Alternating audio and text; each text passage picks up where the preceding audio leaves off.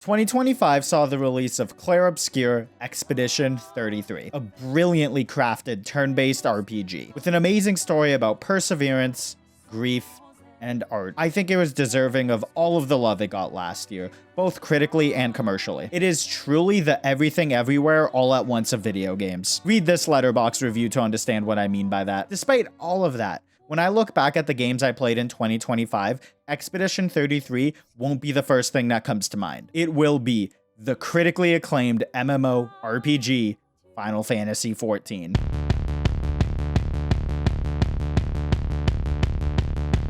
FF14 is so good, man. I love it. Just don't look at my playtime. I honestly only played 4 games last year because of it. They were Clair Obscure, Pokemon Legends ZA, Overwatch, and FF14. This was a very difficult video to write because I have so much I could say because I've spent so much time in it. There's also so many videos on this game. I don't even know what I could add to the conversation. So instead of talking about the main story, like gameplay, dungeons, crafting, how Emmett Selk is the best Final Fantasy villain of all time, and if you disagree, it's either because you're nostalgia blind for a game you played when you were 12, or you didn't get far enough into FF14 to reach Shadowbringers, and many other things that you've heard millions of times if you've been in or around this game. So I want to talk about what I think has been keeping me in this game for the last year. The little stories you get from playing an MMO. I think that's my favorite thing about the genre. I love the little and sometimes even mundane things that stick with you over the course of thousands of hours. With other games, I feel like the majority of things that happen are usually experienced by other players as well, but MMOs exist in a metaverse, so you get a lot more unique personal moments in them. And I think that's what keeps me coming back to this game. So instead of this video becoming a yapathon of things other people have already said, I want to take you into the game to share those memories where they happen. You know, just have a quick little in-game vlog. If you have any fond memories from FF14 or another MMO, feel free to tell them down below. And if you enjoy this video and want to see others on games and pop culture, feel free to like, hype, and drop a follow. As a very small channel on this platform, a single like does go a long way. And with that, let's jump into FF14 and reminisce where my journey began. I don't think I'll ever forget my first time logging into FF14. It was summer 2020. We were still locked down and under the assumption that it was only going to last a few months. Me and my buddy log into Behemoth. We're dropped in the middle of New Gridania, and there's so many people. A band was playing Mario music, and we were amazed. By far the coolest introduction we could have had for the game. I've since moved to Golem, and it's way quieter near the Aether Shard here. Whenever I server hop to a more populated one, I'm kind of overwhelmed with how many people are here. I think it's just one of those dynamous gaming moments. Me and my friend enjoyed the music, then left town to start questing, and we got our asses beat by some low-level enemies. Probably these guys over here. This was my first time playing an MMO, so I had no idea what I was doing. Going into 14, all I knew about it is that Shadowbringers is peak, and the Regalia from 15 is a mount, which I desperately wanted. Once we were done, we started heading back into town, completely disheveled, and a dude pulls up beside us in the Regalia. We stare at him and his bunny girl in the passenger seat stare at us, and then drive off. I looked at my friend and said, bro, we suck. We just got our asses beat by some low-level enemies, and that dude has a convertible and a bunny girl. To this day, I'm shocked that someone just so happened to drive past me in the mount that I wanted the first time I left town. Funny enough, I don't really see it that often. When I was initially playing, that was the only time I saw it until I got it. The only time I really see it nowadays is in Occult Crescent on Aether. But in that moment, I don't think I've ever been so flexed on in a video game. It's like a scene in a movie where the main character sees someone at where they want to be in life. Between that and my experience by the Aether Shard, it was honestly the best opening hour I could have asked for. I did eventually get the card, but that is kind of its own other story.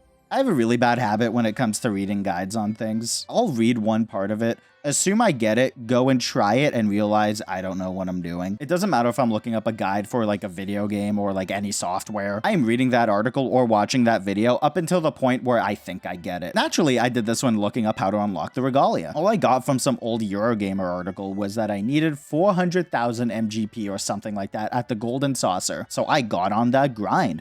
For a month straight, I was constantly doing gates, and I wasn't in a free company at the time, so I could not take advantage of Jackpot 2. I actually got weirdly good at the Leap of Faith. At the time, I think it was only the Cliffside statue one, which is honestly fitting for Final Fantasy XV. Another game with a platforming section for no reason. Once I finally got enough MGP, I rushed over to the clerks to try to buy it, but it was nowhere to be found. So I did what I always do, half read the guide and found out that I needed to accept a quest that was in Uldal. So I went to the town, did the first quest that I saw, and ended up unlocking Samurai. To this day, I still haven't played this class, but thanks to my inability to read a guide all the way through on the first time for no reason, I have it. I jumped back into the article one last time, only to find out that the car was a part of a limited time event that came back around a month before I started playing. I was so annoyed that I put in all that time just to be 2 months too late. Over a year later, I saw online that the FF15 event was coming back around and re-upped my sub for a month just to get it. I told myself that I would try to get back into this game during that month, but all I did was get the car, mess around with my hotbar, then log off. Whenever I end up back in this area in Limsa, I think about when I finally got it. For some reason, this is where I decided to try out the car. I just did donuts around here for a few minutes before logging out for 4 years. I'm really happy I have this mount. As someone who loves FF15 a lot, see my video on it and Versus 13, I am attached to this car. One of the perks of being an FF fan and playing 14 is seeing the love that this game has for the rest of the series. I hold on to all of the little bits of 15 that are in this game. And yes, my white mage glam uses a dyed version of Noctis's jacket. I grinded out fets for months with my buddies to try to get the dye for it. As soon as one of my buddies got it and gave it to me, I stopped doing fets entirely. I think I've done one since. One thing I find fascinating about MMOs is how other player characters end up sticking with you. There are a few people I see or used to see all the time that me and my friends point out whenever we see them. I remember there's this one cat guy named Meow who would always stand in this exact spot in New Gridania. I haven't seen him in like half a year though. One person I always expect to see is a little bit ways down from where me would always hang. This girl Rinny is always here, watering the water. She's like that person you see in your neighborhood that's always going for walks. It's a little comforting whenever you see them, and it's concerning if you go a long time without. I will most likely never talk to this person, but I like knowing she's here. And the same thing went for Meow. I don't know, she's like a little golem celebrity in my eyes. Every now and then there'll be other people watering the water beside her, but they're always in different FCs. Whenever I'm streaming or playing with friends, I always call out whenever she's there. Whenever I'm queuing on other servers, I like to sit on the rock by the water she's always watering as a little homage to this person I've walked by thousands of times. It also makes me wonder if there's anyone out there joking about our free company name because the short form for it is Bozos, or if someone's pointing out to their friends, oh hey, Jeff Keighley ran by me. I have had chatters recognize my name from daily roulettes. Yes, my character name in-game is a play on Jeff Keighley, and yes, people have joked about it. It did take months for somebody to ask if my name was a play on Jeff Keighley. I can't really explain the joke behind the name. The first time someone asked me about it, I was in the Golden Saucer talking to my retainers, who I named after the only other people I associate with the Game Awards, Sydney Goodman and the Dark Prince of Nerd Media, Kyle Bossman. When I finished, I started walking away, and then someone whispered to me asking if my name was a play off of Keighley's. They said that they worked in the games industry, and my name really caught them off guard. Every now and then, someone will ask me about it, and I honestly find it so funny. I have people ask if I'm the real Jeff Keighley. In case you somehow couldn't tell, I'm not. Some people have asked me at the start of raids if I have any world premieres to show off. Leading up to the last year's Game Awards, somebody asked me if I was working hard on the show. The most I've had people bring it up in party chat was the night of the Game Awards, which makes sense. I don't know, I think it's hilarious. I think it's because it relates to one of my favorite things in the game, interacting with randos. I've been trying to talk more in-game lately because I do enjoy engaging with the community. I find a lot of times that 14 players, at least on Golem, don't really start conversations that much, but they will talk if you talk to them. It's a band-aid that one party has to rip off. I remember there was a time where I was running dailies and one of the DPSs had to go do something really quickly, and me and the tank just sat in the corner and talked for a bit. Honestly, I should make more of an effort to try to talk to other players in those situations. It's kind of nice sitting and getting to know random players in ways that other games can't really facilitate. I remember there was this one guy who I believe is on Aether who made a Game Awards joke to me. We were in the Occult Crescent and we ended up partying up while I was doing the first stage of the Dawn Trail Relic weapon. A few days later, I ran into him again and we chatted a bit before hopping back on the very long grind. I think we finished the first phase of the Relic around the same time because I started running into him a lot during the second part of the quest, which was all roulette, so it's weird that it kept happening. And I haven't seen him since. I can't remember if I added him because I'm ass at names, and I do not know if he's still on or not. But it's a weird acquaintanceship, I guess, for a lack of a better term, that I have with this random. There's just a random guy out there who finds my character name funny and always pops off in party chat whenever we happen to get queued together. I kind of feel that in Overwatch, where I'll recognize people's usernames every now and then, but in an FPS setting, it's harder to talk with randos like you can in an MMO. Lately, when I'm grinding Fates, if I see randos running them, I'll ask them if they want to party up to make it easier and have a chat with them. Sometimes we end up adding each other and sometimes we don't. I don't know, I think it's interesting that the game can facilitate this like passerby relationship. I've never really seen anything like it in other games. One of my friends is really good at this. He'll talk to randos all of the time in town, and for some reason people keep giving him a million gil. It's actually so funny because he's not even asking them for it too, they just do it unprompted. He's just walking up to somebody and starting a conversation. There's been a few times where I've seen him in town and he comes up to me and whispers, "Hey, that guy just gave me $1 million." I don't know what it is about this face that compels other players to give him money, but it is so funny to me. I think the only social thing I like more than forming weird acquaintanceships with randos is when I don't know a friend is online and I run into them in town. Whenever I see an orange name above a player model, I feel like I ran into a friend in public. One thing I always do is run up and spam the startup of the laugh emote before running away. I remember one time we were on a call and somebody who just started playing was struggling soloing a Fate. Then the three of us jumped to Costa del Sol and jumped the giant enemy crab that was beating him up. We then proceeded to float in the water, kind of just chilling, posing for photos while talking in Discord. It's funny because we've basically done the exact same thing IRL, minus the giant enemy crab. It may be the only time where me and a group of friends have hung out in a video game in the exact same way we would have offline. In general, it's cozy meeting up somewhere in FF while chilling in a call on Discord, especially with friends I've met on the internet who don't live in the same city as me. While it is fun spending time with friends in our free company house, one thing I think of whenever I look at Ward 20 Plot 4 is crafting. My crafting rabbit hole began when me and my FC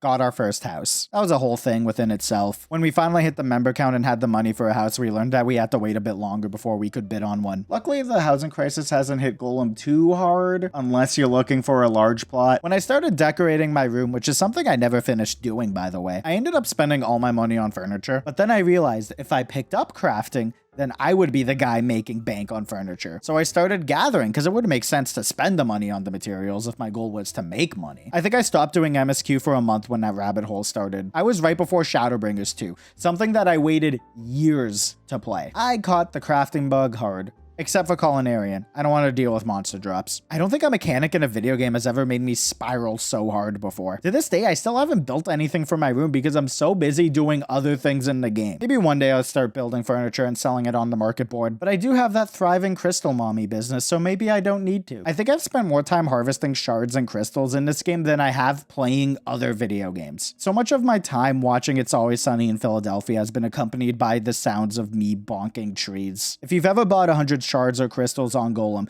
you've most likely purchased them from me, and I thank you for your business. At the time of recording, we're actually looking to move out of this house to buy a large plot, so it's likely that this house might not be my free company's by the time you watch this. It's a nice location. You can jump down from the market board right above it into our backyard, so it is pretty convenient for buying furniture. We have one neighbor that I've never seen. Honestly, they did do a really good job with their house. One time, me and my friend were queuing for a raid on Behemoth, and I was curious who owned our house on this server, and we proceeded to sit in this guy's pool for 10 minutes while we waited for the queue to pop. But I haven't been back since, so it's entirely possible that that house no longer exists. I kind of expect to have a weird nostalgia for this house when we inevitably move out, assuming we could ever win the lottery. Maybe once we get a large plot or actually go hard on decorating. There was a period of time where if it was at night and I was logging off to go to bed, I would TP back to the house and sleep in the bed before logging off. That's the extent of the role playing I would do in this game, although I have recently learned that people throw raves in the game, and I'm really curious what that's like. I would love to go to one and just stand in the corner and people watch. While everything I shared wasn't super exciting, and honestly, I do have more I can talk about, I wanted to give a glimpse into what made FF14 so special to play over the course of the last year. The order that I talked about everything in this video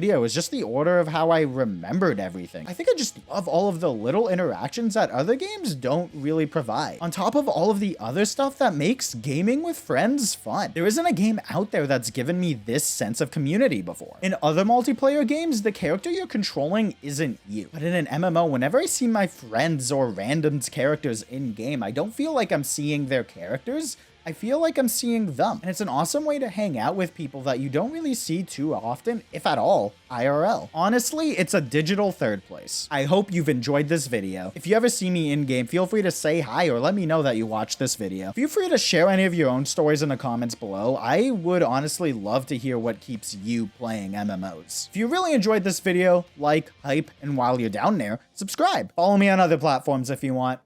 Take care, guys.